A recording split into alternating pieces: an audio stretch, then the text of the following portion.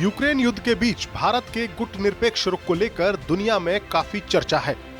माना जा रहा था कि जापान में होने वाली क्वाड की मीटिंग में अमेरिकी प्रेसिडेंट जो बाइडेन भारत के पीएम मोदी को इस मसले पर वैसी ही राय कायम करने के लिए मना लेंगे जैसी क्वाड के बाकी मेंबर्स की है, यानी जापान, ऑस्ट्रेलिया और अमेरिका की। क्वाड की मीटिंग भी हो गई, लेकिन भारत अपने रुख से टस से मस नहीं हुआ और भारत के रुख की झलक उस वक्त दिखाई दी जब मंगलवार को क्वाड की सबसे बड़ी मीटिंग के बाद जो साझा बयान जारी हुआ, उस बयान में इंडो पैसिफिक इलाके में किसी भी देश की जोर जबरदस्ती का विरोध करने का तो जिक्र था, लेकिन इस साझे बयान में रूस यूक्रेन युद्ध की चर्चा तक नहीं की गई।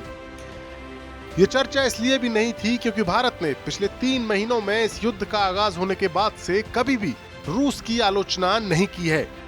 ऐसे में अगर क्वाड के बयान में रूस का जिक्र हो जाता तो ये भारत की पोजीशन में बदलाव का इशारा होता, लेकिन ऐसा हुआ नहीं।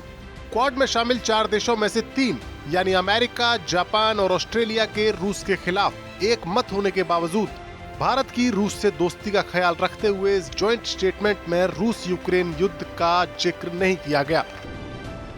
क्वाड का ये ताजा स्टेटमेंट इस बात की तस्दीक करता है कि भारत अपनी विदेश नीति को अब भी आजाद बनाए हुए है।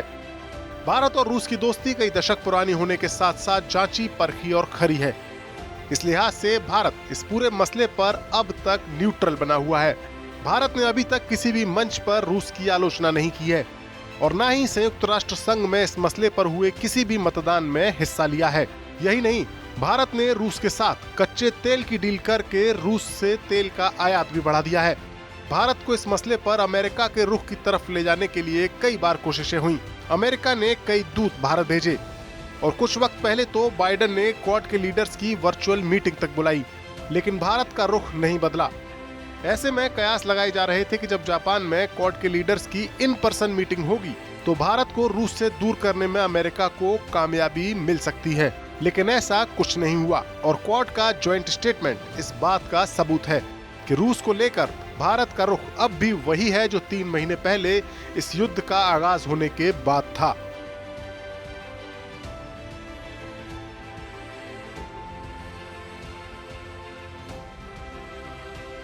देश बनता है अपने नागरिकों से, ऐसे नागरिक जो अधिकार के साथ कर्तव्य पर भी ध्यान दें, जो सच्चाई का आदर करें लेकिन असत्य से लड़ना भी सीखें, जो सिर्फ जानकार न बने बल्कि जागरूक भी रहें। इस काम में TV9 डिजिटल है आपका मददगार लगातार, ताकि आप भीड़ का हिस्सा न बने बल्कि राह दिखाएं भीड़ को।